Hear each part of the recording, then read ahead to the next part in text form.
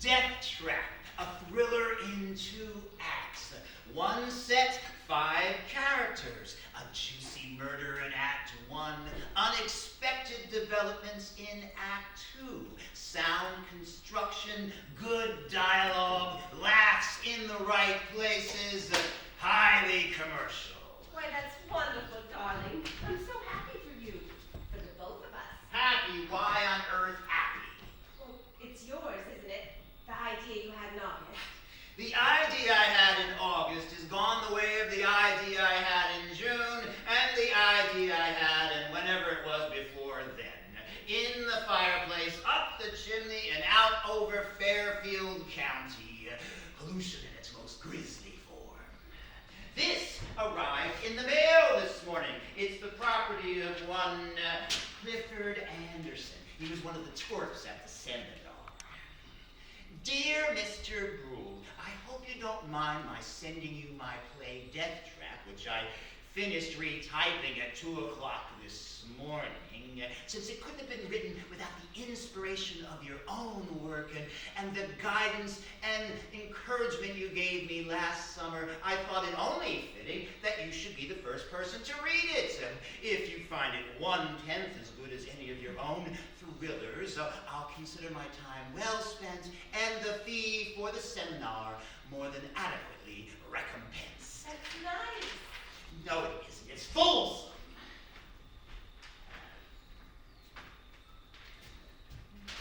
Please excuse the carbon copy. The local Xerox machine is on the fritz, and I couldn't stand the thought of waiting a few days to send off my firstborn child off to its spiritual father.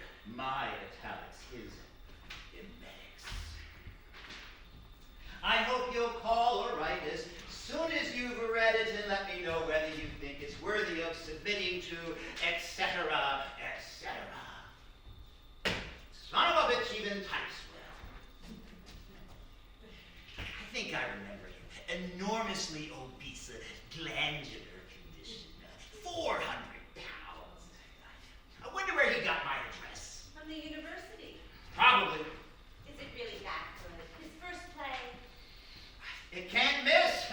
A gifted director couldn't even hurt it. It'll run for years. The stock and amateur rights will feed and clothe generations of Andersons. It could easily be opened up for a movie. George C. Scott or Michael Caine. Ooh, I love him. The damn thing's perfect. Who would think you'd be happy that one of your students has written a saleable play? For the first time in 11 years of marriage, darling, drop dead. My goodness. I'm green with envy. I'd like to beat the wretch over the head with the mace there and bury him in a 400-pound hole somewhere. Send the thing off under my own name to David Merrick or Al Prince. Now, that's the best idea I've had in ages. Oh, my poor Sydney. I mean, what's the point of owning a mace if you don't use it once in a while?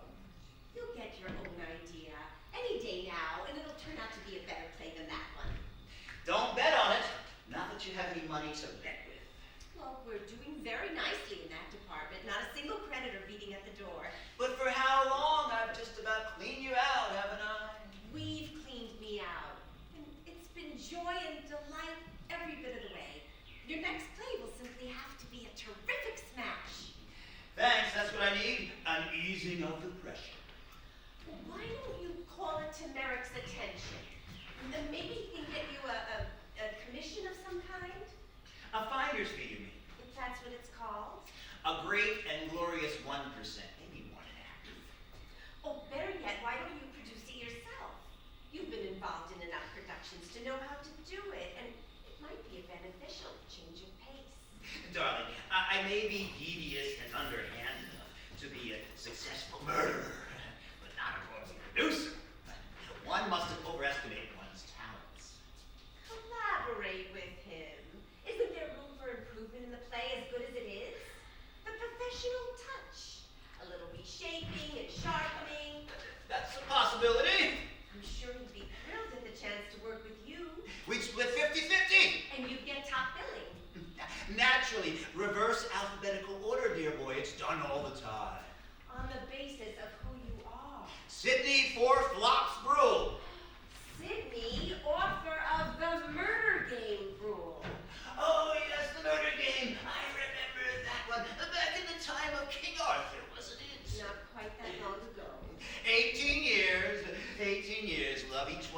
flying faster than the one before.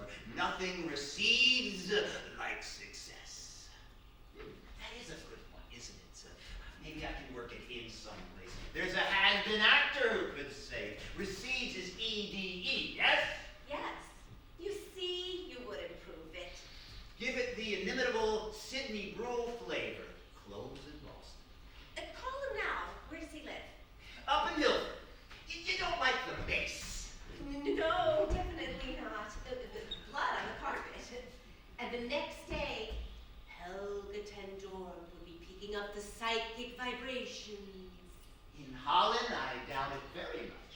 She's taken the McBain cottage for 6 months. Paul Lyman's doing a book with her. He was imitating her for 15 minutes. No, I thought he was finally coming out of the closet. You see what a fine murderer you would be. Helga Tendorum moves in practically on your doorstep and you manage not to hear about it. That does give one pause. Certainly should. Nan and Tom Weston had her over to dinner last week, and she told Tom all about his backaches and the money he put into silver and his father's thing for tall women. She warned Nan that their au pair girl was going to leave, which she did 2 days later, and she found a set of keys that Nan lost in 1969 that were under the clothes dryer. She's in the McBain cottage. Right over yonder, picking up our blips on her radar this minute, most likely. Well, it seems Mr. Anderson has himself a collaborator. Not that I really believe in ESP. Police in Europe seem to. That's half of why she's here. She's supposed to be resting from pointing at murder.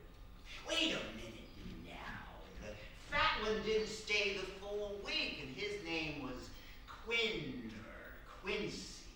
Anderson. I wonder if he's the one with the awful stare.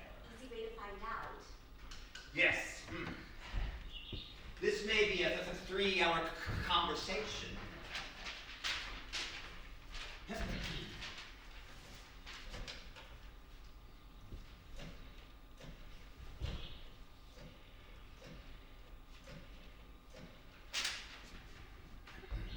Busy.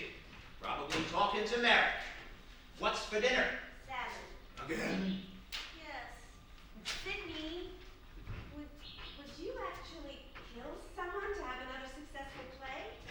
Don't be foolish, darling. Of course I would. Spoken in jest, Miss Tendor. It's Mrs.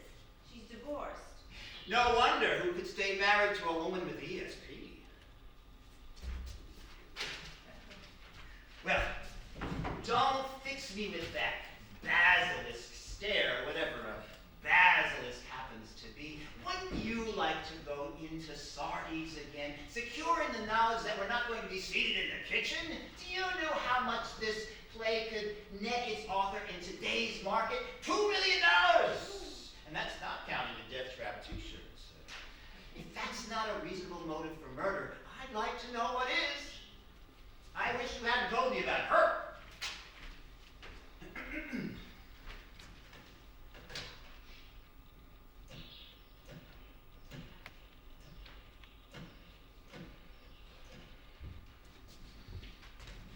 Ah, here we go. Hello. Is this Clifford Anderson? Sydney Brule. As a matter of fact, I finished it about 15 minutes ago, and I must tell you in all sincerity, you've got an enormously promising first draft. I was just telling my wife Myra that if you give it the reshaping it needs, point it up in the right places, and work in a few laughs, it'll be right up there with Sleuth, The Murder Game, and Dial M. It has the makings, as we say. I should think you would be. Oh, I know that feeling so well. I thought The Murder Game was finished the first time around, and someone with much more experience in the theater took it in hand and revised it with me. Improved it tremendously, I don't mind saying. George S. Kaufman! He didn't take credit for it, though God knows I urged him to because he was badly in debt at the time and didn't want it known that he had a share of the royalties. But look, I could be quite wrong about this. What sort of reaction have you had from other people?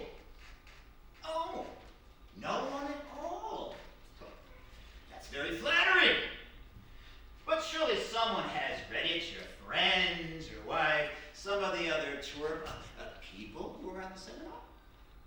Oh, I see. That sounds ideal. Complete isolation. And all you have to do is check the thermostat and water the plants? I am surprised you've written only one play since July. I'd have tossed off 3 or 4 by now. Oh, I am. A marvelous thriller. It's about a woman with ESP. Based on Helga ten Dorp, you know, the Dutch psychic. She's a neighbor of ours. It's called The Frowning Wife. But that's only a working title. I'll have to come up with something jazzier than that. I love Deathtrap, incidentally, the title as well as the play. Or the promising first draft, I should say. Yes, I do. Far too many of them to give you over the phone. Perhaps we could get together sometime and go through the manuscript scene by scene. I'm free this evening, as a matter of fact. Why don't you drive down? It's not very far. Oh. Well, why don't you take the train down and I'll pick you up at the Westport station and run you over. It'll be better that way. You'd have a devil of a time finding us. We're way off in the woods, have to send up flares when we're expecting people. Dude, I'll hold on. His car's in for repairs. He's house sitting for a couple who are in Europe. Unmarried. Do you think he'll be open to the idea of collaborating? I think he might. Was George S. Kaufman still alive when the murder game happened? Yes! That's a bit early. When's the next one? That's too late. Let's make it the 7:29, and there's an 11:00 something from New York that I'm sure stops in Milford. You won't have any trouble at all about getting back home. Would you bring the original with you? The carbon's a bit hard on these weary old eyes. Good. I'll see you at 7:29 then. Oh, Terence, do you mind if I call you Terence? What? Oh, my God, I'm sorry. Clifford! Clifford. I may be a few minutes late, Clifford. I have some errands to run, so just wait by the station and I'll be along eventually in a navy blue Mercedes. Right. Goodbye. I think he's the one without obvious defects. What errands do you have to run? Didn't you say something about library books, picking them up or dropping them off? No, I didn't. Oh, I thought you did. The Xerox machine's been fixed, but he decided to wait a day or two longer in case I had any small suggestions to make. No one else has read it. No one even knows he's been working on it. No one will see you picking him up. The thought did cross my mind. I'm so in the habit of planning crimes on paper. Why did you ask him to bring the original copy? You heard me. The carbon is a strain, and we really should have 2 copies to go through. And I don't want him leaning over my shoulder for 2 hours, a tailing cheeseburger. I'm sure he has another carbon copy filed away somewhere. More than likely, and all his notes and outlines, early drafts. Opening night of my dazzling triumph, his gray-haired mother comes down the aisle accompanied by the Milford and Westport police departments. Hello. How are you, Lottie? No, I don't think so. I've got an idea I'm working on, and I don't want to lose touch with it. It's in the embryo stage. But Myra might want to. Hold on a second. They're going to see the French thing in Fine Arts, too. I could drop you off on the way. No, I don't want to see it, not tonight. Lottie, Myra will pass, too. She's a bit under the weather. Give us a report on it tomorrow, will you? Have fun. Goodbye. You don't have to stand guard over me. I only kill when the moon is full. Why did you lie just now? Why didn't you tell her someone's coming to see you? Is it their business? I don't know why I lied. I'm just a liar. The moon was full last night, except for a little sliver.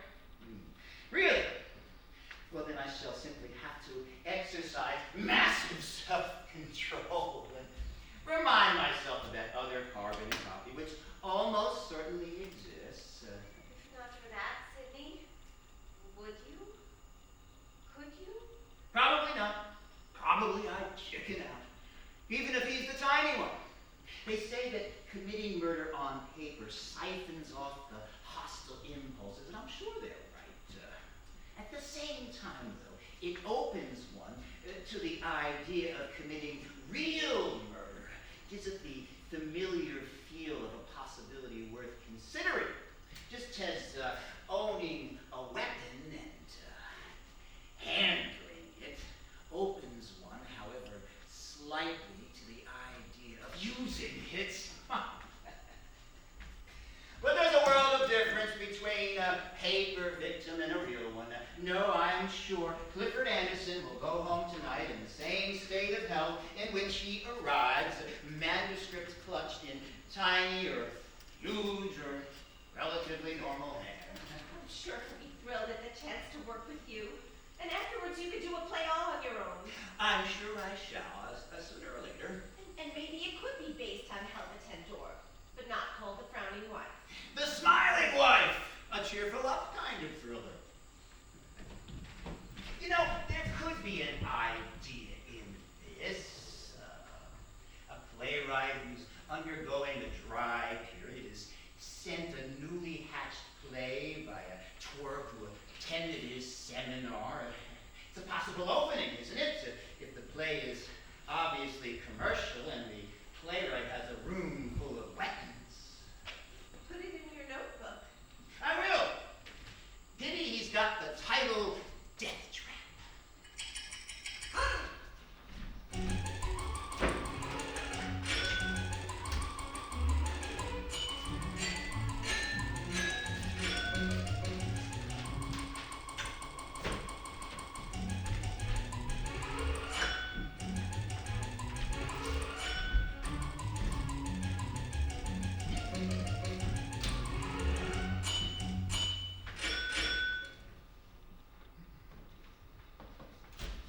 Actually, it was built in 1794, but they were out of nines at the hardware store, so I backdated it 10 years. It's a beautiful house. The Historical Society had kittens. Hello. This is Clifford Anderson, dear, my wife Myra. Hello, it's a pleasure to meet you. Come in. I was beginning to worry. The room you work in? How did you guess? The typewriter and all these posters. Is that the mace that was used in Murderer's Child? Yes, and the daggers from the murder game. Careful! The trick one was substituted in Act 2. In for the kill? Yes. I can't understand why that play didn't run. Critics peeing on it might be the answer. The train must have been late. Was it? No, the train was on time. Cool. I had to get gas, and Frank insisted on fondling the spark plugs. Do you know that Gunpoint was the first play I ever saw? I had an aunt in New York, and I took a train in one Saturday by myself, another first from Hartford. She took me to the matinee. I was 12 years old. If you're trying to depress me, you've made it. How? Oh, sorry, I just meant that that's how I got hooked on thrillers. Angel Street did it to me. Bella, where is that grocery bill? What have you done with it, you poor wretched creature? I was 15. Sounds like a disease being passed from generation to generation. It is a disease. Thrilleritis malignus. The fevered pursuit of the one set 5-character moneymaker. I'm not pursuing money. Not that I wouldn't like to have some, to have a place like this to work in. But that's not the reason I wrote Deathtrap. You're still an early case. It's not a disease. It's a tradition. A superbly challenging theatrical framework in which every possible variation seems to have been played. Can I conjure up a few new ones? Can I startle an audience that's been on Angel Street, that's dialed N for murder, that's witnessed the prosecution, that's played the murder game? Lovely speech, and thanks for saving me for last. I was coming to sleuth. I'm glad I stopped you. So am I. I'm a little euphoric about all that's happening. As well you should be. Would you like something to drink? Yes, please. Do you have some ginger ale? Yes. Sydney? Scotch? No, dear, I believe I'll have ginger ale too. These aren't all from your plays, are they?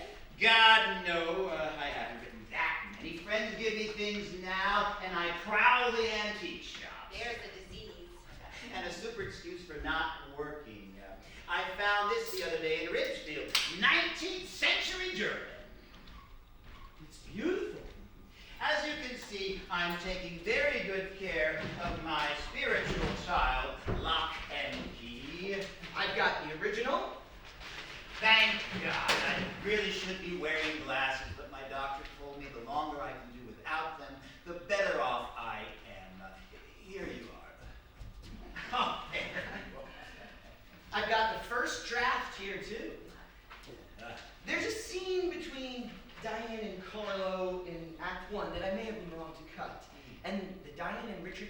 auditions earlier, before they know Carlo is back.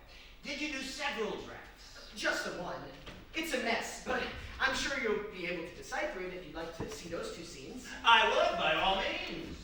I thought there was a Diane and Carlo scene I wasn't seeing before the murder. I was afraid the act would run too long. Thanks. What else do you have in there? Oh, the outline, which I departed from considerably. I made it the way you suggested, a page per scene, loose leaf, and jotted down the lines that I didn't get to use. Threw away the ones you did use as you used them. Yes. Same way I work. It was just all in one envelope, so I just grabbed it.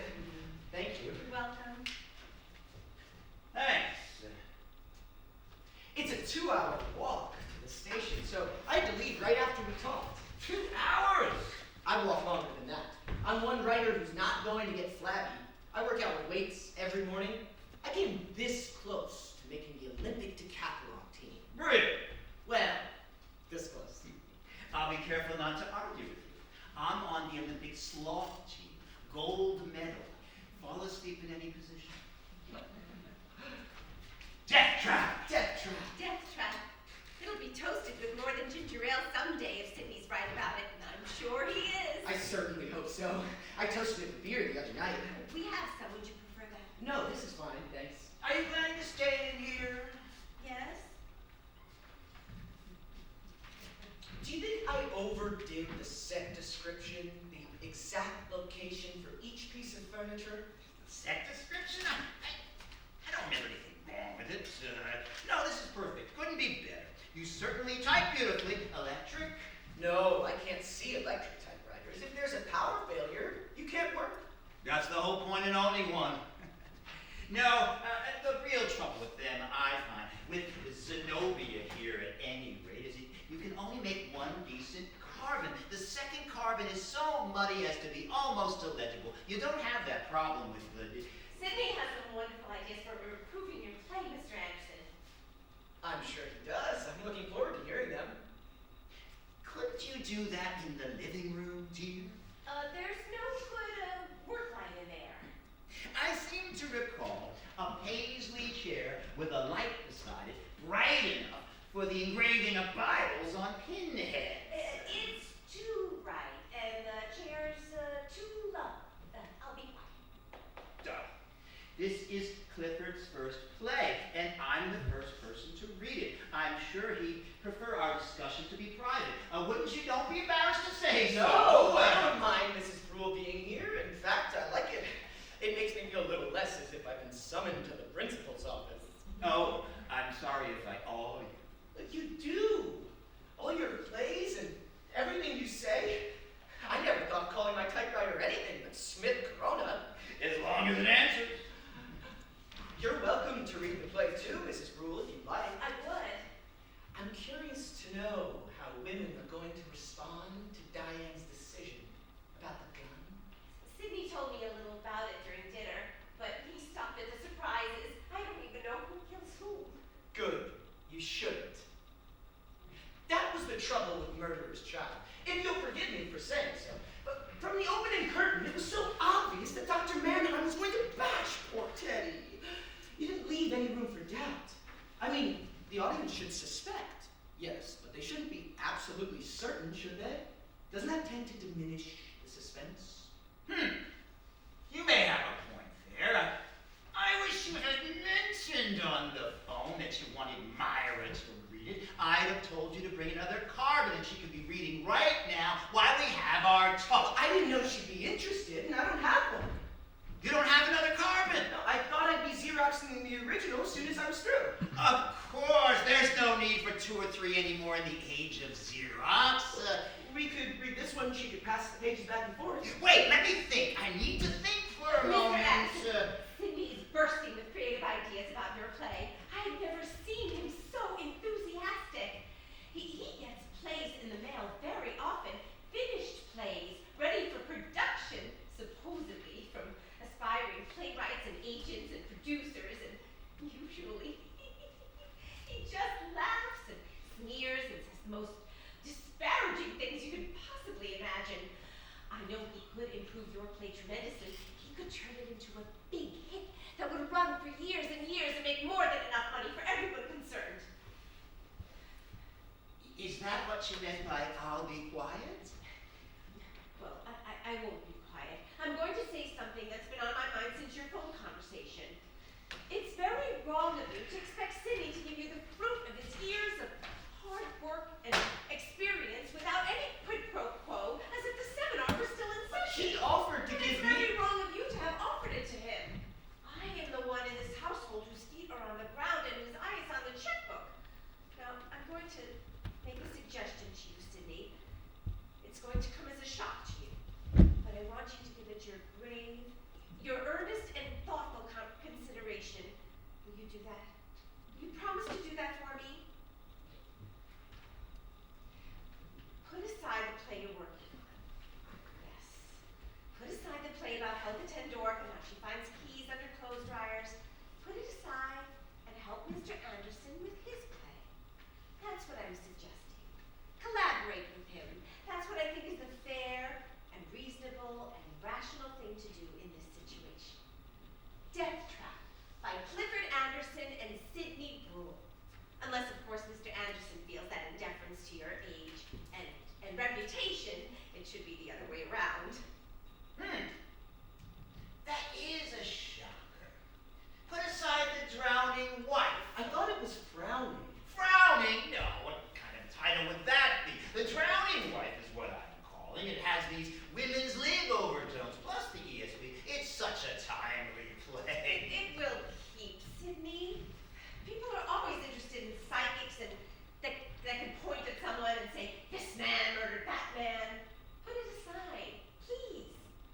Do for Mr. Anderson what Mr. Kaufman did for you. That's awfully persuasive, Myra. How does it grab you? Oh, wow, I suddenly feel as if I'm on the spot. You are really. Myra's put you there. Put us both there. Well, I felt it should be brought up before anything was done. Yes, you were quite right. Quite right. What's your reaction, Clifford? Well, first of all, I'm overwhelmed, really honored, staggered that Sidney Brule would even consider the idea of putting aside one of his own plays to work with me on mine. I mean, there I was, in the theater when I was 12 years old. Who would think that one day I'd be standing there the waiting gist of this passage? Well, it's a golden opportunity that I'm sure I ought to seize with both hands. You should, yes. But the thing is, it's as if I went to a doctor, one of the world's leading specialists, and he recommended surgery.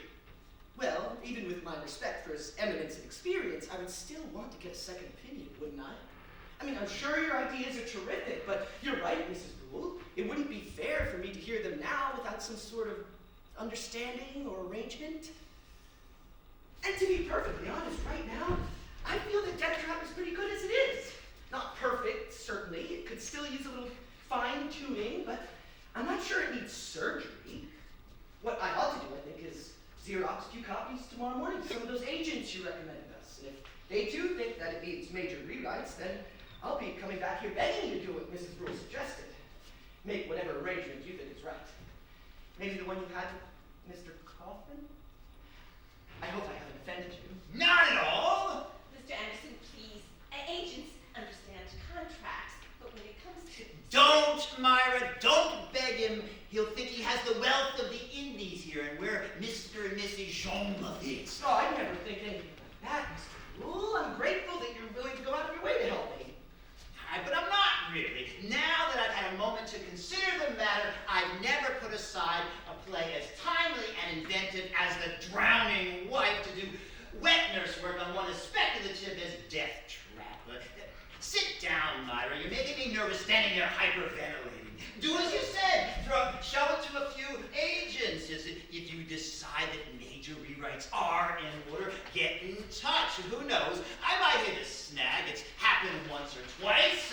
Thanks, I will. But I doubt that I shall. I've got the whole thing outlined, and I'm more than halfway done. And I've got another play ready to go next, based on the life of Harry Houdini. Oh? Yes, magic is very in now. Look at the success of the magic show. Houdini's always been an idol of mine. These are a pair of his handcuffs. Sidney? Relax, Myra. Clifford isn't the type of person who would steal someone else's idea. You wouldn't do that, would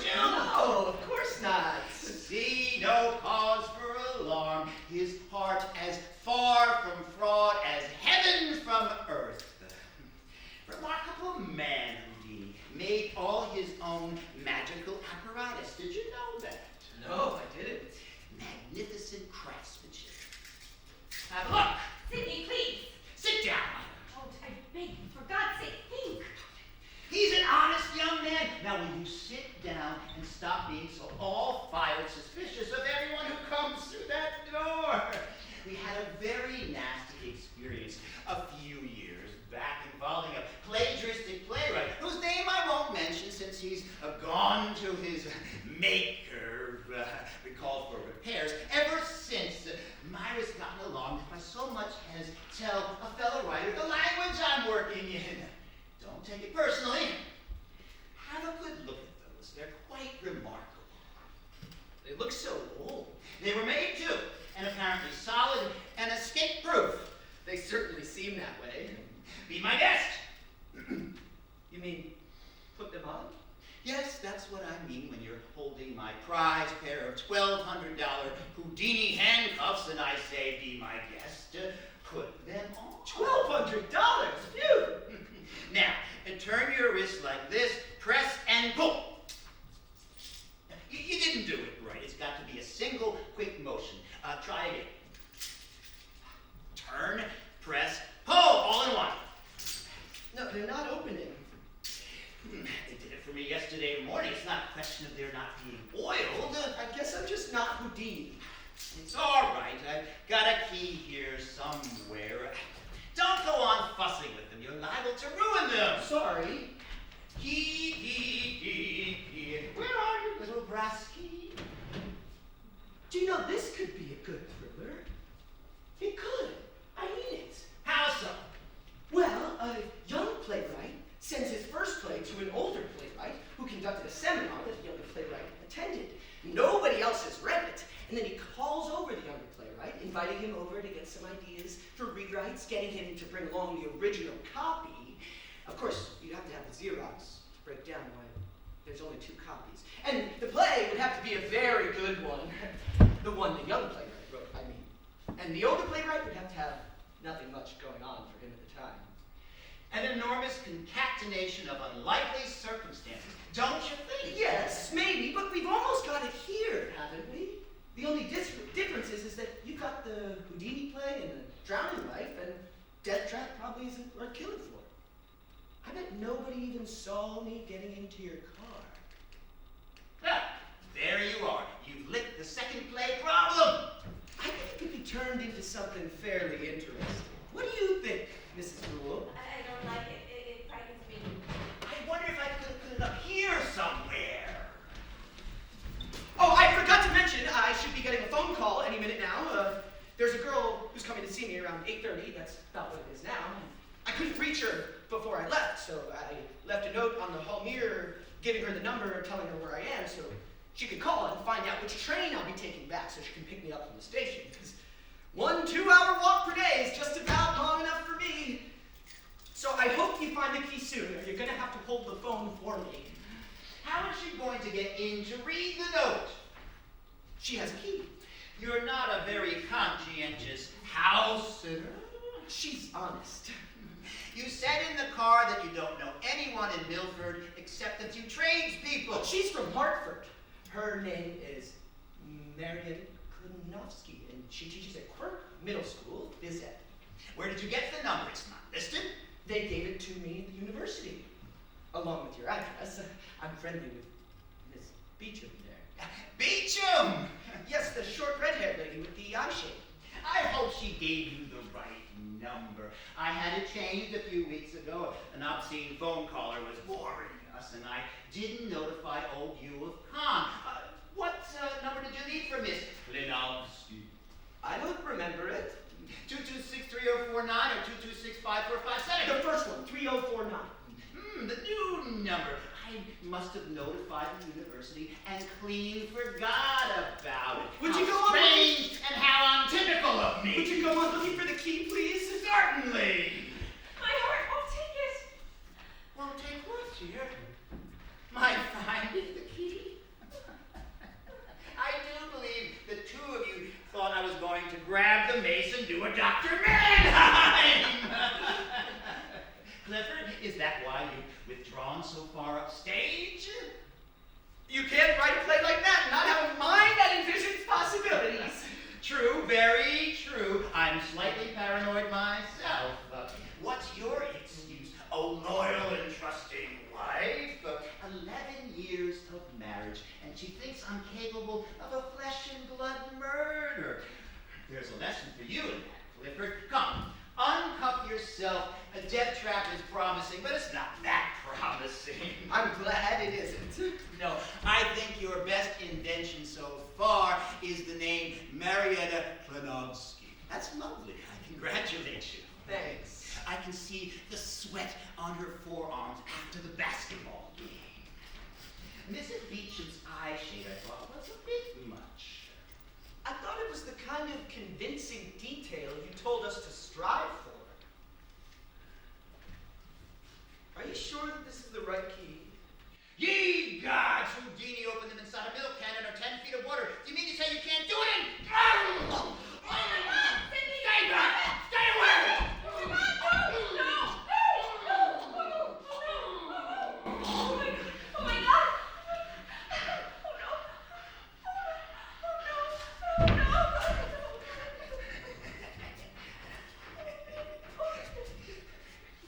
Right on the rug! 1 point for neatness!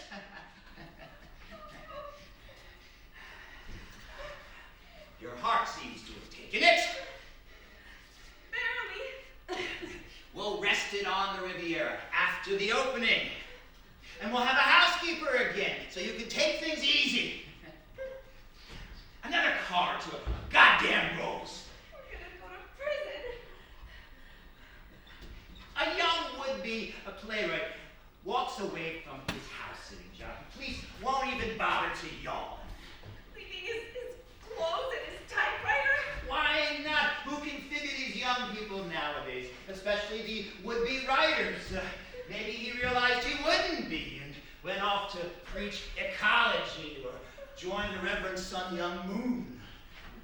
Who knows? The place might be broken into and poor little Smith Corona stolen. What are you going to do with him? Bury him behind the garage. No, in the vegetable patch. Easier digging.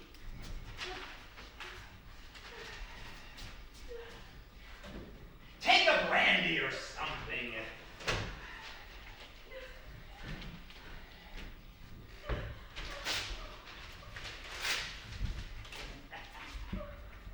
I'm gonna be a winner again! All our dear friends are going to see you living on my money. Picture their confusion.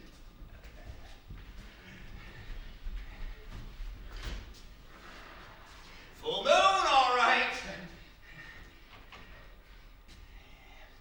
I hope this isn't going to become a monthly practice.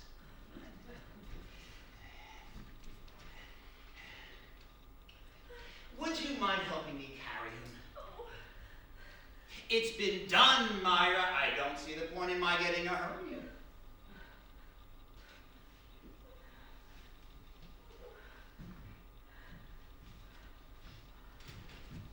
Thank God he wasn't the fat one.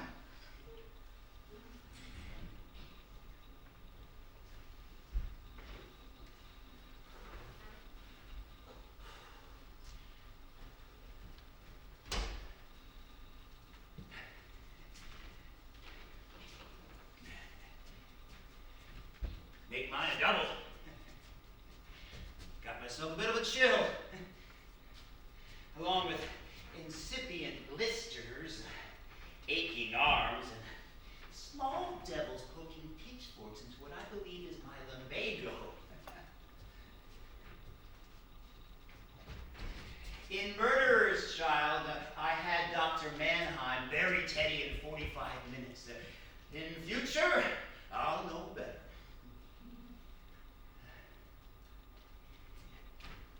We're out one hearthrug, but I saw some nice ones in Yield House the other day.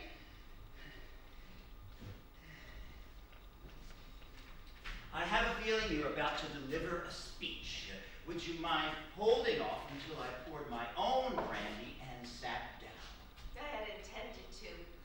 I learned something in 11 years of melodrama.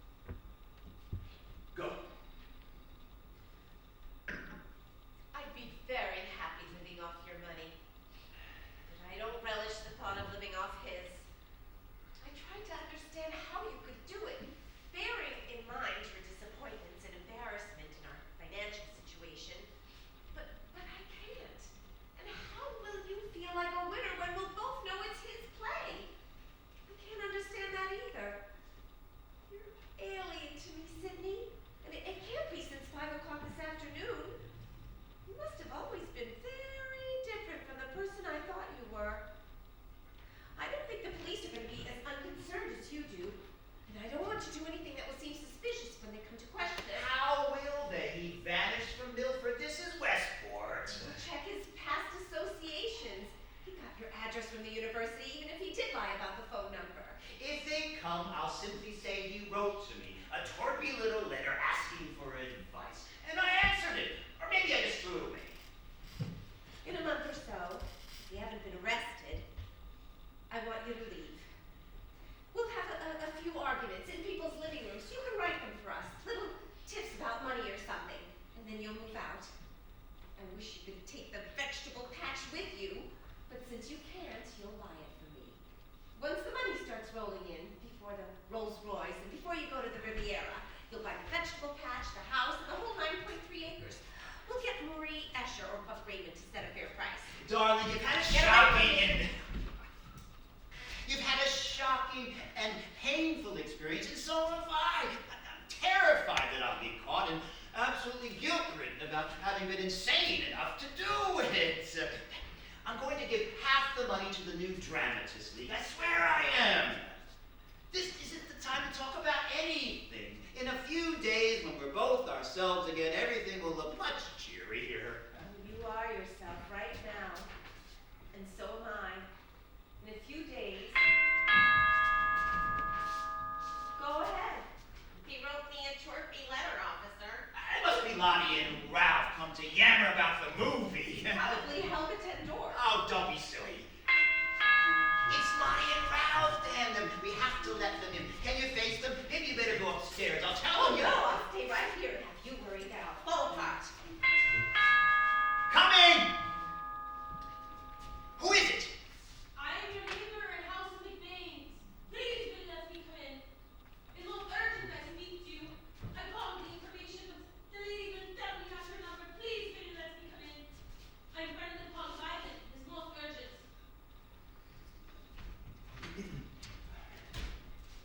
Come in! I apologize for so late I come, but you will forgive when I make the explaining. Yes, room I see, walls and windows like so, and the pain. Oh, such pain. Pain, pain, pain, pain, pain. We're neither of us up to snuff today. Aye, just as I see them, ugh, why you keep such pain-covered things? They're antiques and souvenirs from place. I'm a playwright. Yeah, Sidney Brule, Paul Vine tells me. We made together a book. My wife, Myra. How do you do? What brings you such pain, dear lady? Oh, nothing. I'm fine, really. No, something you see pains you. Paul tells you of me? I'm Helga Tendor. I'm psychic. Yes, he did. In fact, we were going to ask if... For hours now, I feel the pain since 8:30 then begins the Merv Griffin show. I'm on it next week, you'll watch. Yes, certainly. Make a note of that, Myra. Thursday night, the amazing Kreskin also, what they want him for, I do not know. I called the information, but the lady will tell me not your number. I called Paul, but he is not at home. He is in place with Red Ball, eating with chopsticks. I called the information again. I say it's urgent, you must tell me number. I'm Helga Tendor. I'm psychic. She say, guess number. I try, but I only see the 226, which is everybody, yeah? So I come here now because pain gets worse and more than pain. More than pain? Yeah, there's something else here, something frightening. No, it will interfere. What? The drink you give me must keep unclouded the head, never drink. Only when images become too many, then I get drunk. Was used many times by beautiful, dark-haired women, but only pretending. That's amazing. It's from my play, The Murder Game, and it was used every night by a beautiful, dark-haired actress. Will be used again by another woman, not in play, but because of play. Because of play, another woman uses this knife. You should put away these things. Yes, I think I will. In a month or so, I'll sell the whole collection. Tired of them anyway. Maybe too late. I do not enjoy to make unhappy people, but I must speak when I see something, yeah? I don't know, actually. You could keep quiet. I mean, you're supposed to be resting, aren't you? Not in your own country. Must speak. Why God gives gift. There is danger here, much danger to you and to you. Is death in this room? Something that invites death, that carries death. Deathtrap. This is very English, Deathtrap? Yes. It's the title of a play I've been working on. That's where you got it from. There's a death in the play. I'm sure that's what you're responding to. I've been working there at the desk. Maybe, but to be convincing. Act everything out as I write. Man in boots, young man, here in this room. He attacks you. He attacks me. With one of those. Comes as friend to help you, to work with you, but attacks. It's confusion here. Yes, well, I'll certainly be on the lookout for a young man in boots. We're going to be Japanese from now on. Shoes off at the door. He stands by that chair and talks of Diane. There's a Diane in the play. And two other people, Smith and Colonna. No, one person, small, black. Isn't play Black Man Smith Colonna? Never heard the name before. It's vague, confusing image. It's gone now, nothing else comes. Well, that was a most impressive demonstration. Wasn't it, dear, the way you picked up the name of the play and Diane and dagger business? Really awesome. Remember what I tell you. Dagger will be used again by women because of play, and Man in Boots attacks you. Of these two things I'm certain. All else is confusing. Pain is less now, yeah? Oh, there wasn't any really. What a marvelous gift. I must confess I've been skeptical about ESP, but you've convinced me it's genuine. Oh yes, it's genuine, and sometime not happy gift to be owner of. Have you always had it? Since I was child, never could I enjoy a game of hide and go seek. It was too easy, you understand, and parents didn't wrap Christmas presents. By wasting paper. Later, in my teenagers, walking with boys, ugh, such images. Won't you have that drink now? I'd really like to talk with you. No, thank you. I must go back to house. You will come to dinner with me sometime. Will tell you all of my life. Will make very good play. Then, child, you were living in large house with yellow shutters, yeah? That's right, yes. Always when moon is full, I'm in top form. Good night. Good night. Be careful. You also. I intend to. No boots allowed. A good night. Remember, Thursday night, Merv Griffin show. Well, if that's the best she can do, there's nothing to worry You're about. not afraid of the danger she saw? Not especially.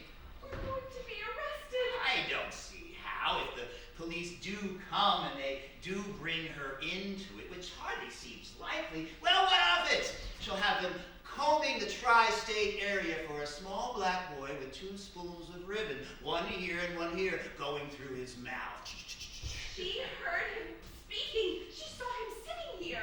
But she had the main point backwards. You'll see there's nothing to worry about. I'll boil that thing tomorrow morning or throw it in the garbage, and that'll be the end of it. In a week or so, it'll all be behind us. I couldn't help myself, Myra. I saw that play going out into the world tomorrow morning, and him sitting there so young, so lucky. Don't decide yet about kicking the old boy out, huh?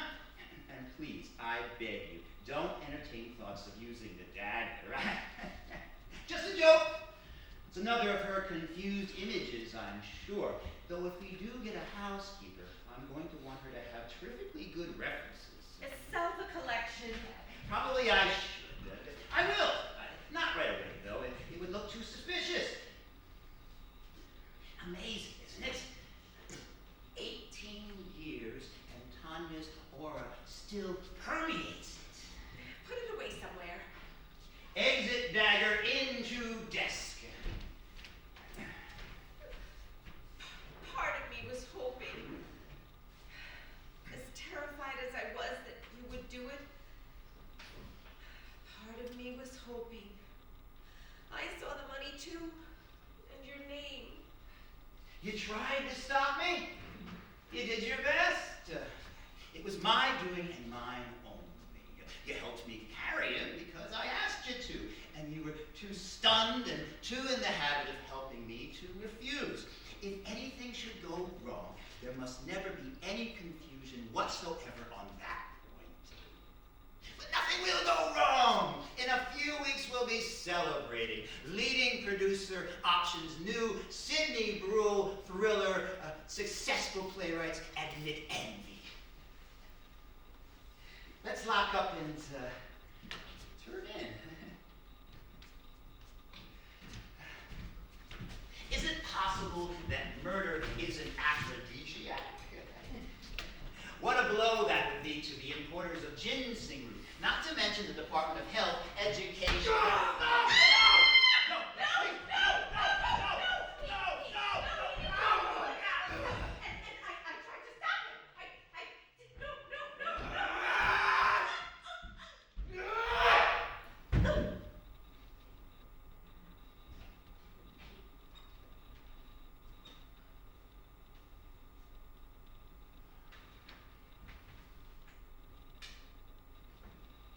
She's dead. I'm positive. It worked. How could it not? She's had minor ones over much less. Whew. I've got news for you. Styrofoam hurts. You used it a hell of a lot harder than you did in the motel. The added adrenaline of the actual performance. You didn't make the strangling a jolly experience. And how about that Helga Tendor? Pretty spooky when she saw I was going to attack you. Yes, she was a little off base, though. She had you doing it with one of the weapons. I guess that must have been the garrote getting mixed in. Yeah, he's very confusing image. Side of the nose. It's just as well she came. Now she'll be telling everyone she felt the physical pain of the oncoming heart. Every little bit helps. I've been telling people for days that Myra was under the weather. Not that any supporting evidence is needed, really. I better get my things in. No rush. I'm not going to call the doctor for a few minutes yet. We don't want them working any miracles of resuscitation, do we? What if Madame Tendor comes back? I can't think why she should. D-Pain has stopped, hasn't it? Yes, I hadn't thought that. Don't move around too much here. Shedding dirt. I bet you were glad to hear my exit dagger line. Was that for my benefit? Of course. I was going to suggest it myself if she hadn't. I was afraid that the prediction might have made you uneasy. I had visions of you herring off into the woods, leaving me with a live wife, an imaginary corpse, and no surefire can't-miss thriller to justify the one to the other. I'd never have done that. Well, I just thought I'd relieve any possible anxiety. I don't think I'd better burn these. Now it'll take too long. Why burn them at all? They're just old manuscripts. True, we could cut them up and use the backs for scrap. That's so cheesy, though. Oh, what the hell. I'll say I was cleaning out my files when the Grim Reaper struck. The closer you can stay to the truth, the better off you are.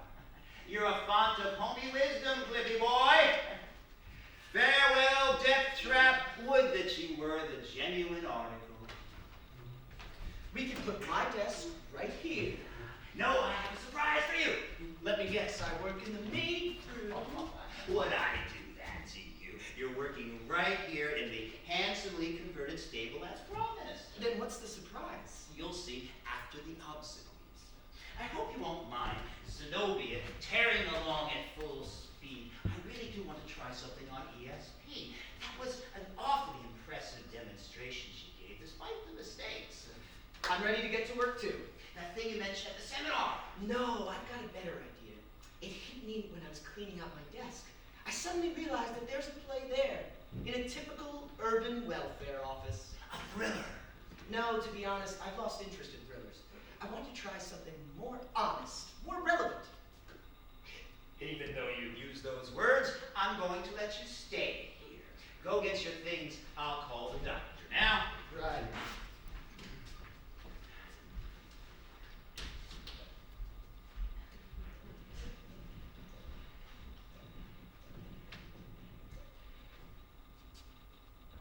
Is he there? Sidney Brule. B-R-U-H-L. Would you have him call me right away, please? It's urgent. My wife's had a heart attack. I'm afraid there's no use in that. 226-3049. I left the weights in the typewriter for tomorrow. Ah, yes, little Mr. Kelowna. That was funny, wasn't it? On his way? Answering service. Wouldn't you know? Well, see you later. How long do you think it'll take? A couple of hours at least. I may have to go with her. I don't know. Well, ciao. Ciao. Oh, Cliff, the floor up there creaks badly, so do a quick wash up and get into bed and stay there. I'll buy that.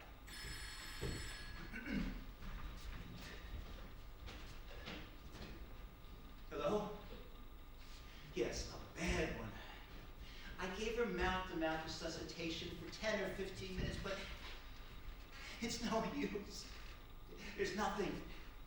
She's been under the weather the past few days. I wanted to call you, but she wouldn't let me. She said it was only...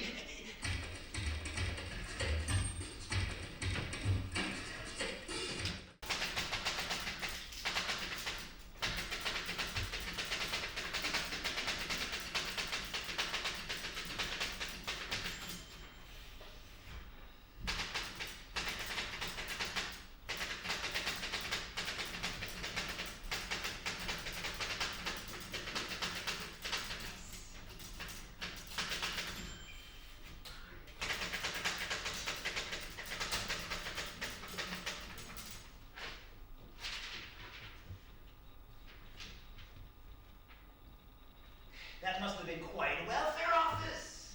It was. Everybody had their own story. They're creating the play of their own accord. No notes, no outline. This isn't a thriller, Sidney. It's not dependent on intricate plotting and contrived theatrics. These are real people. All I'm doing is bringing them on and allowing them to spill out their dreams and frustrations, their anger at the bureaucracy. Joe Papp will have a messenger at the door any minute. I was thinking of him as a possible producer. Do you know him? Slightly. Let me see a few pages. Oh, sure, if you'd like to, but I'd really rather wait till the draft is done and give you the whole thing in one glorious bundle. Would you mind? Of course not. What's another hour or so? I think it's going to take me 3 or 4 weeks. At the rate you're going, you'll have a trilogy by then. Nothing doing. I'm thinking... Why don't you invite her over? Tendor. Speaking with her might spark something. You think we should risk having her on the premises? Well, maybe not when the moon is full, but any other time, why not? Look at the egg she laid on the Griffin show. Well, she got rattled by the amazing Creston when he described all her husbands in such detail. Oh, Belle Forrester called before you came down. Wanted to know if she could bring a casserole or come sew a button. I told her we were managing just fine. We don't want to break the flow, do we? Porter, it's good to see you. Come on in. How are you, Sidney? Doing fairly well, thanks. There are a couple of things I want to talk to you about. Am I disturbing you? Not at all. Glad of the chance to take a break. How come you're not in the city? I have to be in New Haven this afternoon. Secretary? Yes. What a fast typist. He is, isn't he? Come here. Clifford! This is Clifford Anderson. This is my friend Porter Milgram. How do you do? How do you do, sir? I would say my attorney, but then he would bill me. Oh, I'm going to anyway. This is a business call. Partly, at least.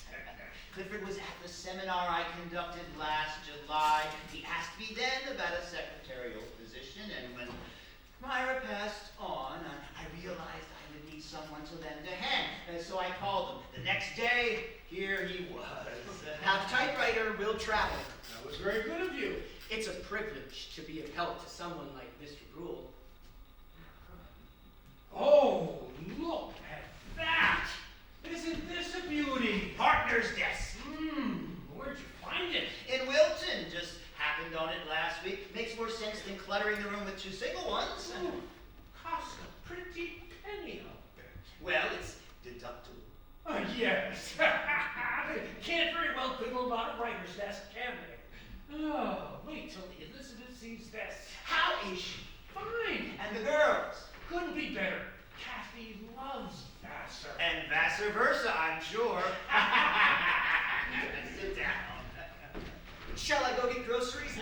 way you and Mr. Milgram can talk in private? Oh, would you mind? Have to do it sometime, might as well, before dinner. All right, be with you in a second. Porter? Take your time, I haven't started to talk yet.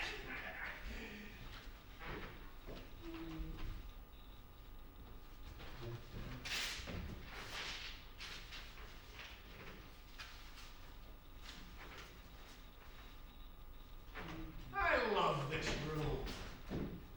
Isn't it nice? It's a pleasure working here.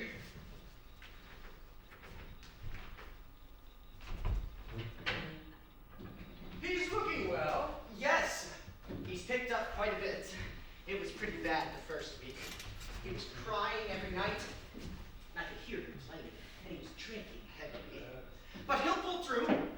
His work is a great solace to him. I'm sure it must be. I've always envied my writer clients on that account. I tried to play once. Oh? About the Supreme Court justice I most admire, but even the title was a problem. Frankfurter! 20 enough. Too much? We only need salad, things, and milk. I'm going to Gibson's. Pick up some yogurt, too. Anything but prune. Okay. You aren't in the driveway, are you? No, I pulled over on the side. See you later, or nice meeting you, whichever it turns out to be. I'm sure we'll be seeing each other again.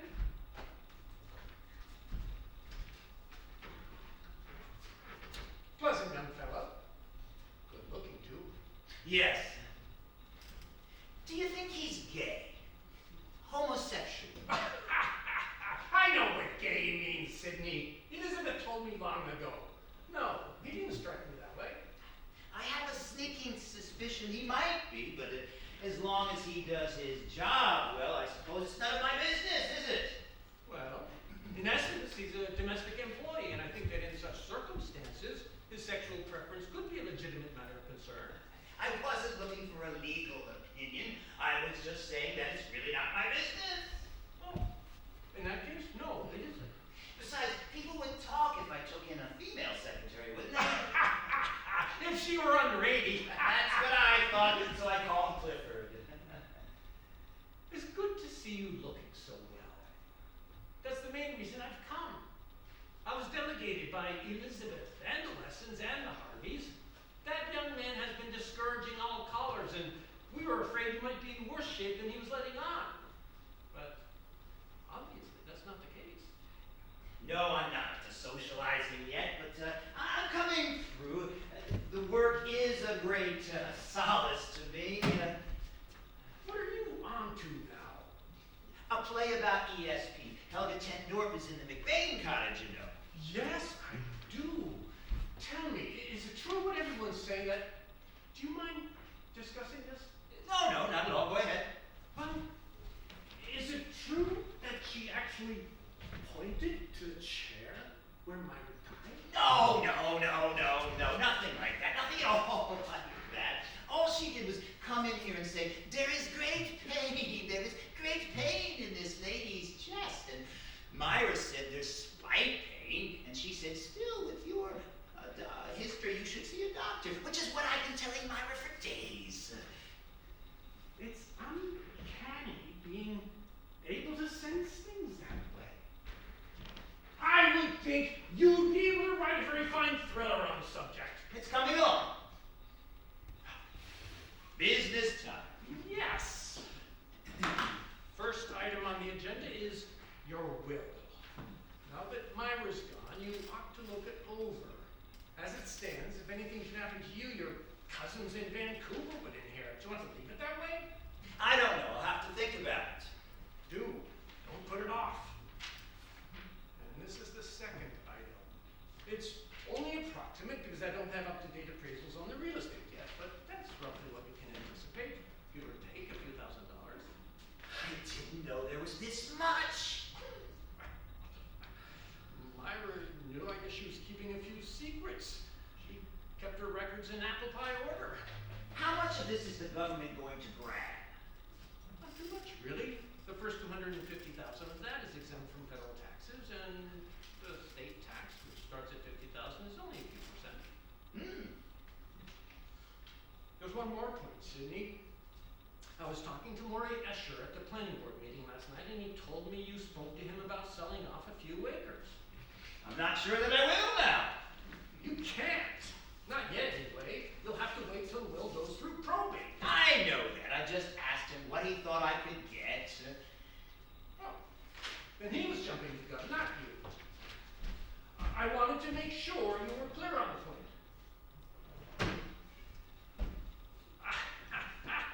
And business. You've gotten off cheap.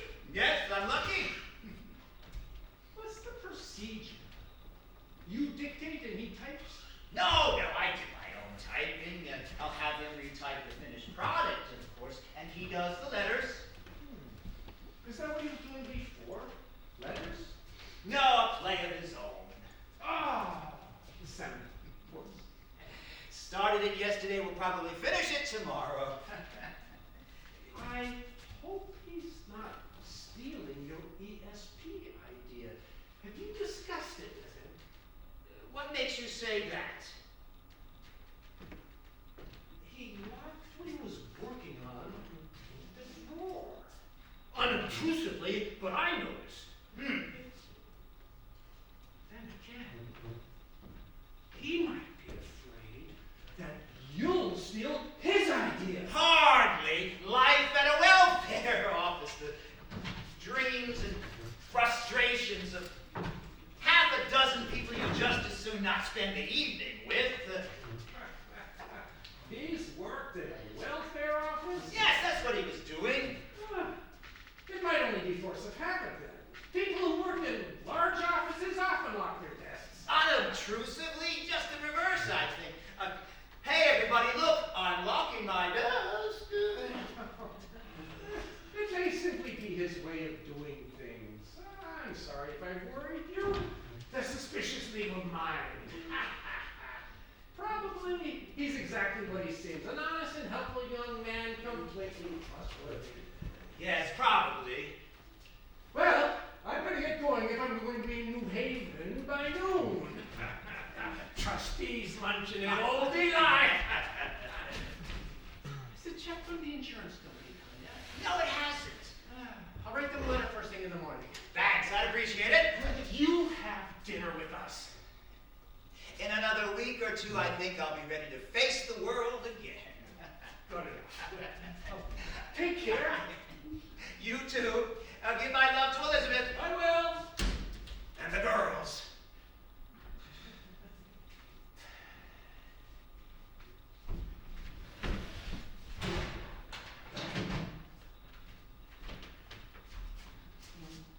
Damn.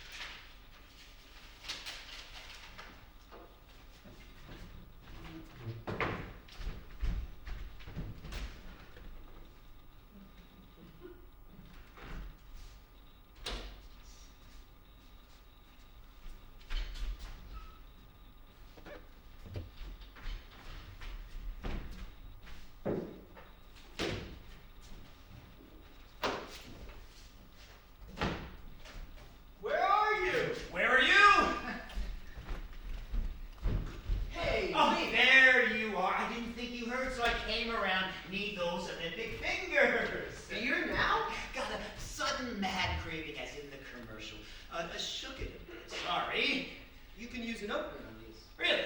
Sure, doesn't it say so on the side? Who do they expect to read this? Roaches?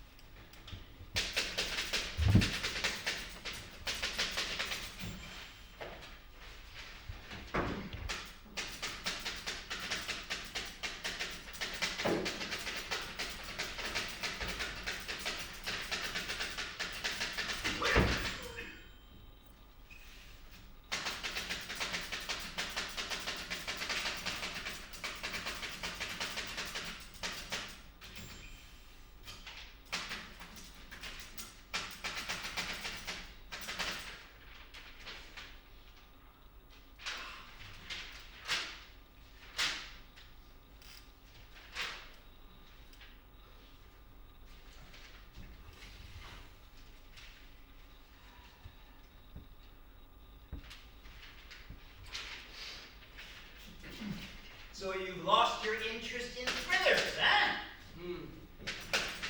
No taste for the intricate plotting and the glib, superficial characters. Want to try something real, meaningful, socially relevant? Hey, cut it out, will you? Your idea will come. Possibly. Just relax. Don't try to bug me. It'll come.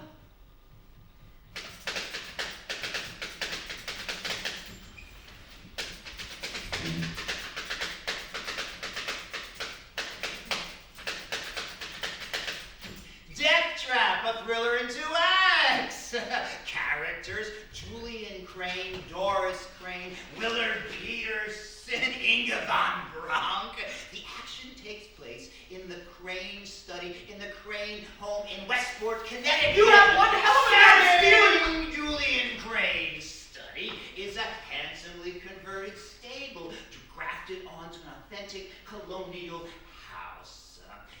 There is a foyer in which are the house's front door, the entrances to the living room and dining room, and the stair to the 2nd floor. French doors upstage center open out to a shrubbery-flanked patio. Stage left is a fireplace, practical to the extent that paper can be burned in it. The room's furnishings are tastefully chosen antiques, a few chairs and occasional pieces, a buffet with liquor decanters, and the focus of the room, Julian Crane's desk. You remember Julian Crane's desk, don't you? The one he was working at before he took crazy Willard Peterson into his home. Patterned draperies hang at the French doors. The room is decorated with framed theatrical posters, unlike these, which are window cards, not posters, and a collection of guns, handcuffs, maces, broadswords, and battle axes, several of which I'm going to make use of any minute now. That's it? You're not going to act out the 11 pages? Would you like me to explain? What's to explain? You're a lunatic with a death wish. Freud covered it thoroughly. I have the same wish you have. A success wish. This is going to bring you success. It hit me that night, remember? I added in the extra speech when you were looking for the key. It can be a terrific thriller. In which someone like me and someone like you gives someone like Myra a fatal heart attack? Yes, at the end of Act 1. What, pray tell, is your definition of success? Being gang-banged in the shower room at the state penitentiary? I knew you would have your reservations about it. That's why my first instinct was to say that it wasn't even a thriller. I haven't enjoyed putting you on, Sydney. I'm glad it's out in the open. You knew I'd have reservations. Well, you do, don't you?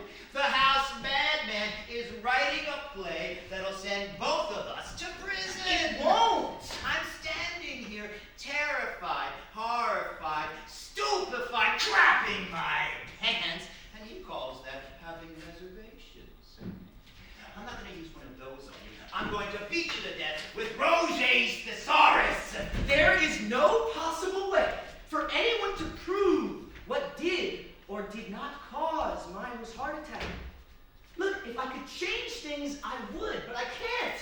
It has to be a playwright. Who else can pretend to receive a finished work that can make tons of money? A novelist, a composer, why am I discussing? A surefire smash hit symphony? No. And would a novelist or a composer know where to get a garrote that squirts blood, or how to stage a convincing murder? And it has to be a playwright who writes thrillers. I suppose we could make it Wilton, not Westport. Why make it anywhere? Why make it? It's there, Sydney. That's mountains, not plays. Plays aren't there till some asshole writes them. Stop and think for a minute, will you? Think about that night. Try to see it all from an audience's viewpoint. Everything we did to convince Myra that what she was seeing was a real murder would have the same effect on them. Weren't we giving a play? Didn't we write it? Rehearse it? Wasn't she our audience? Scene 1. Julian tells Doris about this terrific play that's come in the mail. He jokes about killing for it, then calls Willard and invites him over, getting him to bring along the original copy. Scene 2. Everything that happened from the moment we came through that door, all the little ups and downs we put in to make it ring true, the I'm expecting a phone call bit, everything tightened up naturally. And then the strangling, which scares the audience as much as it does Doris. No wonder you didn't need an outline. It's all up here. Every bit of it. Scene 3. Inga von Blanc. A few laughs, right? Can't hurt. Then it looks as if Julian and Doris are headed upstairs and the act is drawn to a kind of so-so close, and pow! In comes Willard out of the grave, seeking vengeance. Shock? Surprise? Doris has a heart attack. Julian gets up from a fake killing, and the audience realizes that Julian and Willard are in cahoots. That there isn't any surefire thriller. That Willard is moving in. The curtain is Julian burning the manuscripts or calling the doctor. I'm not sure which. Now be honest about it. Isn't that a surefire first act? Yes, and what an intermission. 20 years to life. No one can prove that it actually happened. They can't. How can they? And what do you say to the man from the Times when he says, don't you work for Sidney Poole, and didn't his wife have a heart attack just around the time you came there? No comment. Oh my God. Look, I know it's going to be a little sticky, but, well, everybody's opening up about everything these days. On print, on TV, why not on stage? As long as it can't be proved. I've given it some serious thought, Sydney. And I honestly believe that it'll help the play, give it an added dimension of intriguing gossip. I'm sure you're right. I can see the little box in New York Magazine now. Tongues are wagging about interesting similarities between events in the new play Deathtrap and the private lives of its author Clifford Anderson and his employer Sidney Poole, who committed suicide on opening night. When queried, Mr. Anderson said, no comment. I have a comment, Cliff. No! Absolutely, definitely no. I have a name and reputation, tattered perhaps, but still valid for dinner invitations, box seats, and the conducting of summer seminars. I want to live out my years as author of The Murder Game, not fag who knocked off his wife. Why, look, a fireplace. Let's see if it's practical to the extent that paper can... Don't you dare! You burn that, and I go out of here and I write it again somewhere else. I'll get a house sitting job. Give it to me. Give it, Sydney. I helped you kill for the chance to become what I want to be. You're not going to take that away from me.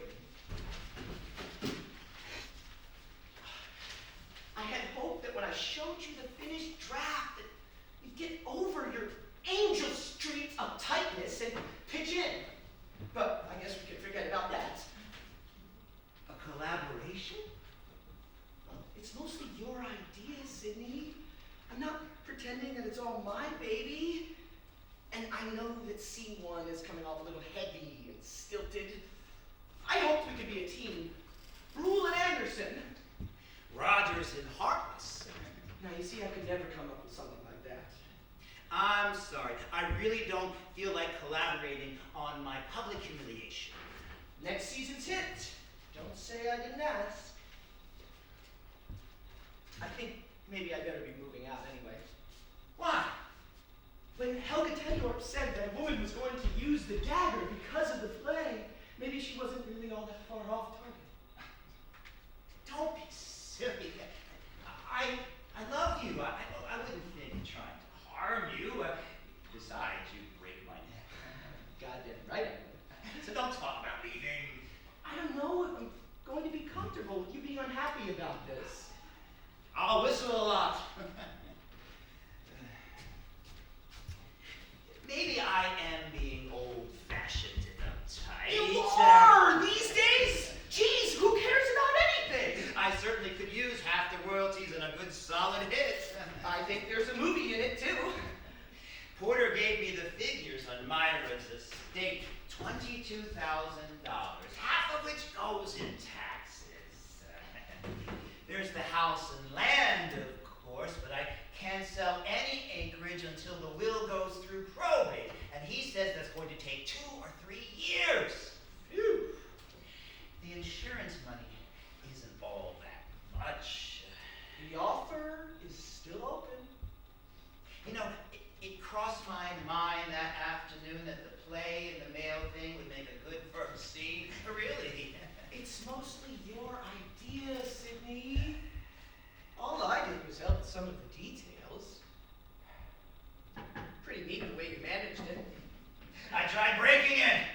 The damn thing's a fortress. Porter noticed you locking up. I was afraid you were doing something on ESP. And I thought I was being so inconspicuous. He's sharp. Dull, but sharp.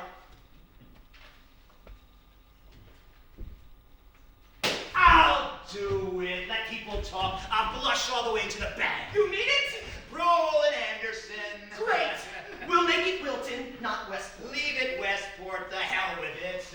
Jesus, just think me, Clifford Anderson, collaborating with Sidney Brule. That's from Act 1. Act 2 is going to be a problem. How so? Well, we've got the murder. Act 1. 2 murders, in fact. Act 2 is liable to be a letdown. Not necessarily. We'll bring in a detective, of course. The 5th character. I was thinking of a Connecticut version of the one from Dial M. Inspector Hubbard. Yeah, and Iona got to come in again. A good comic character like that? It would be a shame not to make the most of her. You go on drafting Act 1. Let me do a little thinking about Act 2.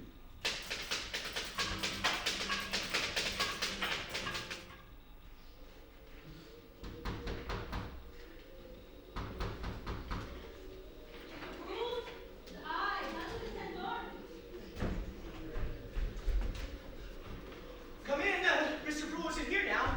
I come to report his last to walk. He should be back any minute. You are Clifford Anderson, his secretary. Helga Tendorp. I'm psychic. I know, he told me. I understand you predicted his wife's death. Yeah, it was very sad. Much pain right here, very sad. Such a nice lady. Hi, this room. Ugh. He's well, Mr. Brook? Yes, fine. He went out to dinner the first time since.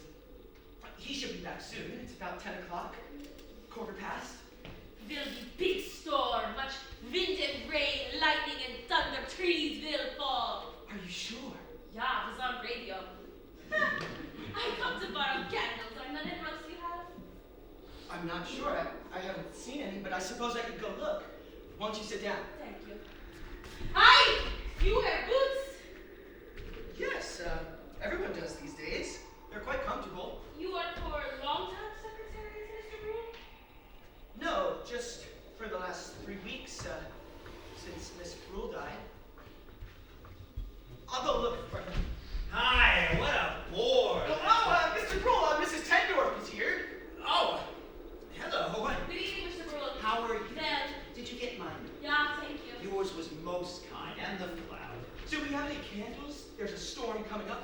Brooke wants to borrow some. Yes, we've got a box of them somewhere. I think Myra kept them over the refrigerator. If not there, then on the shelf on the land. I saw you on the Griffin show. It wasn't a very good night, was it? What is it? It's not I warn you of, not in boots who attacks you. Oh my God!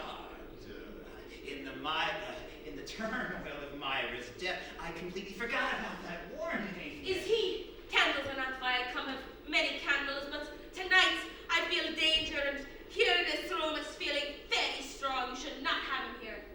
Do you know what? I made up my mind just tonight to dismiss him. I was discussing the matter with my lawyer. I became uneasy about him last week, so I had my lawyer do what... Hi! Smith Corona is his? Yeah, yes. But naturally Corona, not Kelowna. Ugh, this is why I see a black man's face, QWERTY. You must have obeyed this man tonight. I was going to give him his notice at any rate, and I certainly won't put it off now that you've come and warned me about it. But I think you're positive you saw him attacking me. His image like TV, so sharp. Come in, Clifford. Thank you, I take two. You're welcome to take more. No, two are enough. It's really blowing up out there. Yeah, sometimes they are right with their predictions. I should say. No need to. I hope you beat the rain. I hope your blood is less than wrong. Good night. Good night. It's pitch black. Will you be able to find your way? Yeah, I have torch. Good night. Hi! What's wrong? Oh, my daughter is pregnant. Oh, so many years they try, so many doctors they go to, and now at last they make me grandmother. I got dead. I must call and tell them. She told you I'm the man in boots who attacks you. Yes. She noticed them just before you came in.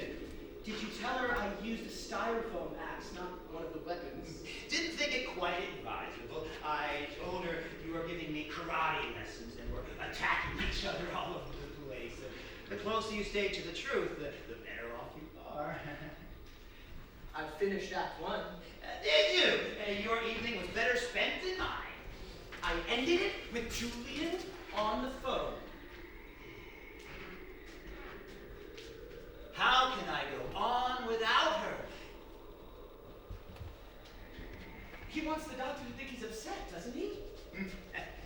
Well, your dialogue may be a bit Tin Pan Alley, but your timing couldn't be better. I've got Act 2 ready to go. Terrific!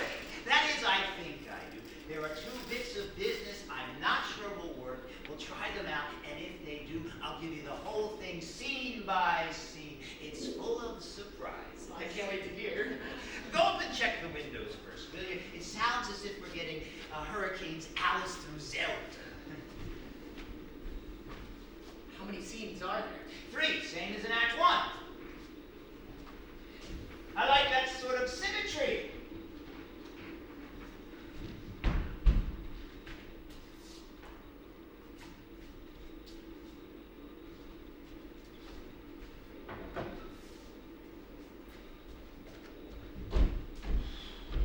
All windows closed. Fine. What are the bits of business? They're in the final scene, back to back, as it were. Willard has spilled the beans, and our Connecticut version of Inspector Hubbard has come to confront Julian in his den. Julian, quite reserved, shoots the inspector in the neck. There's only one bullet in the gun, so now he's trying to get to the wall in order to grab a weapon and finish the job. Question number 1 is, can a one-armed inspector in otherwise good condition stop a two-armed middle-aged playwright from going where he wants? The answer had better be no. Let's try it. Me, Julian, you, Hubbard, right about here. Left arm out of commission. Yes, ready? Ready. You've got to try harder than that. That would look convincing, I think. Not even to a theater party. Come on, give it a good try.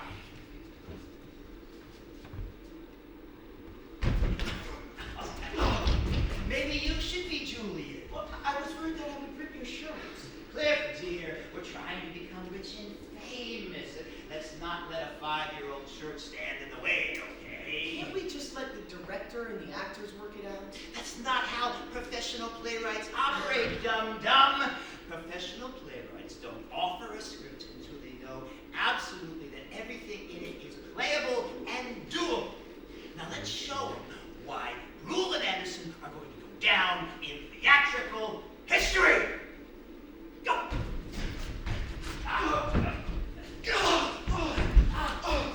Oh, Jesus. My shirt and yours, I scratched your neck.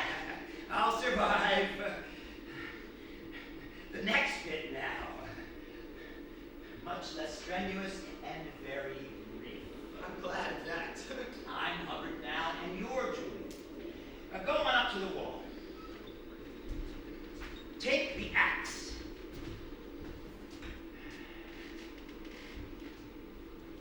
It doesn't look natural that way. It feels natural. Try a different way. It doesn't feel right this way. All right. Go back to the way you had it. Now, put it down on the floor. Stand very still. We have goodbyes to say. Deathtrap is over. We're now into theater verite. The gun from gunpoint. No glances at the dear old Lyceum, though. Real bullets, courtesy of the Messrs. Remington. I loaded it last night after you were asleep. I really don't want that play to be written. No, nothing can be proved, too much will be talked about, and I'm a little bit too old, and yes, uptight, to join the Washington secretaries and the ex-lovers of ex-presidents and the happy hookers and the happily hooked in the National Bad Taste Exhibition. And I honestly can't think of any other way to make sure you won't set me up in a centrally located booth. I asked Porter to have you checked out in Hartford. A few blots were found on your record, precisely the ones you told me about. And he feels, we discussed it this evening, they tend to justify the unease I'm feeling. So I came home, and I gave you your notice. You became abusive and violent, and Mrs. Tendorp's 3-week-old vision came to pass. Luckily, I got to the gun, which I have the license and right to use in self-defense. Beats digging up the vegetable patch, doesn't it? I'm truly sorry, Clifford. If you hadn't succumbed to thrilleritis malignus in what is surely one of the most acute cases on record, we might actually have become the team of Brule and Anderson. As it is, we'll have to be only Brule. I'm out of dialogue. You're gone. What can I say? I'm not going to beg. I thought you might promise to become a steam fitter or something. Would you believe me? No. So, I'm hoping you'll take pity on a pretty face. God, I shall miss you very much. Goodbye, Cliff. Goodbye, Sydney.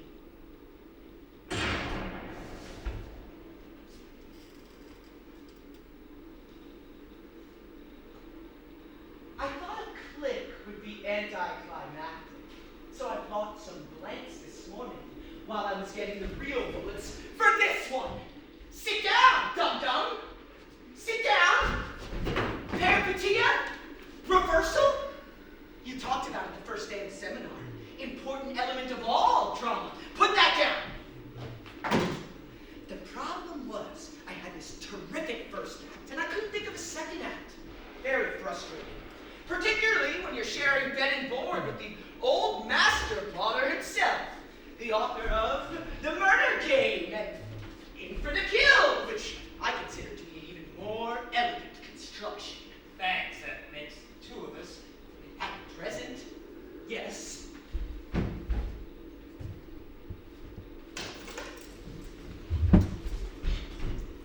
Be my guest. You mean put them on? That's what I mean. What are you going to do? Continue gloating. Through the back of the chair. Don't play dumb through the back.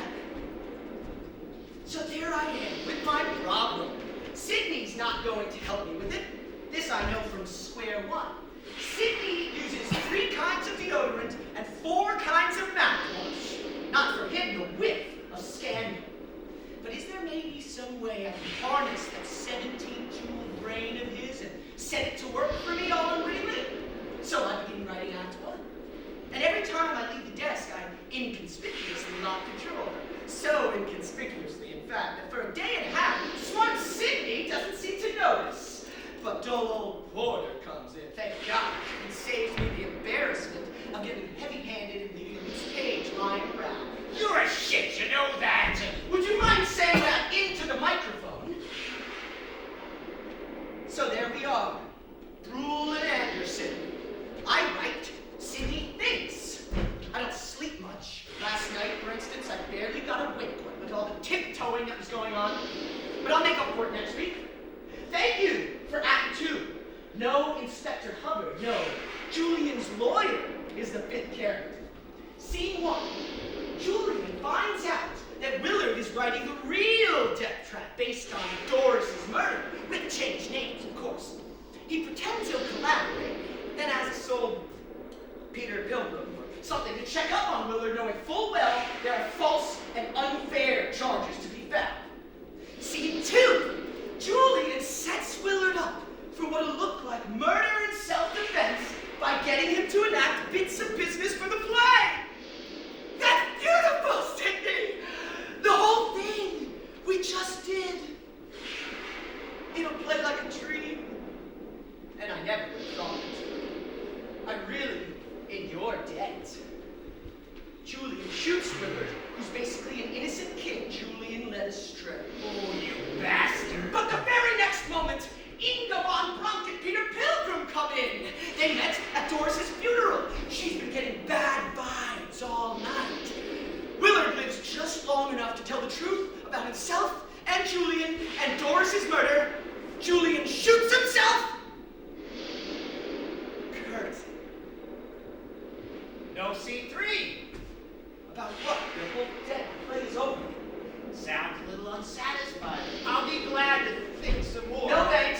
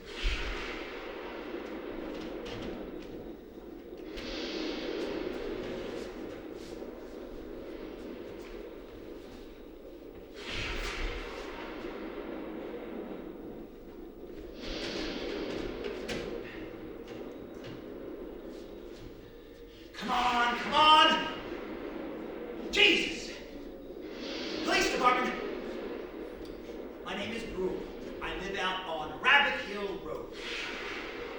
I just killed my secretary. He was coming at me with an axe. That's right. And wait till you hear this part. You're going to think I'm drunk, but I'm stone cold sober. I shot him with a medieval crossbow. It's the only thing I can get my hands on. I assure you it isn't. Come on out and see. But you better bring some flashlights. B-R-U-H-L, Sydney. How nice of you to know. His name was Cliff. Ah! God! Ah!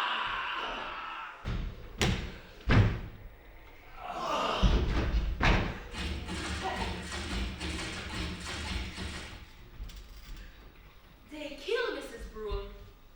What? She died of a heart attack. They made it to happen. Pain she feels is that she sees Brule kill the boy. No, hold on a minute. The boy didn't. Quiet! Brule shows her play from boy. Good play. Boy comes, Brule kills, tight, around neck to take play. She helps him carry boy out. Pain brings me, but now I'm gone and boy's from grave. Comes with axe. No, please. I tried to stop. She dies. God. A fake murder to bring about a real one? Are you sure that's what happened? I thought it was strange, the boy stepping in on such short notice. It was no play. There wasn't? But now, boy writes it. All day of blood. Brule discovers. I saw him locking his drawer. He's afraid Brule played little bring shame. Play about them? Killing Myra? I'll bet he was afraid. Pretends to help, but tricks boy to take axe for play and shoots with gun. Yeah, but there's no bullet. Boy stripped him to use to make more play. Chains him, will go, but chains come apart. The Houdini set. Shoots boy with arrow on stairs. Places the axe by him. Birds play. Ha ha ha! The ashes in the fireplace. Calls police. And while he was speaking, Boy pulls arrow from chest and attacks. Just as I saw 4 weeks ago. God, what a story! It's better than the murder game. You are thinking it could be play. It has the feel of one, doesn't it? Everything happening in the one room, 5 characters. Deathtrap. Say, that's a catchy title. I couldn't write Frankfurter, but maybe I could write Deathtrap. Yeah, I see theater. Inside, much applause. Outside, long lines of ticket buyers shivering in cold. My goodness, that's encouraging. But it's my idea. Your idea? How can you say that? It was the boys and Sydney's. They lived it. But if I not tell, you not know. That's true. I can't deny that. And you have supplied me with the title, which I may or may not use. We share money half and half. Are you serious?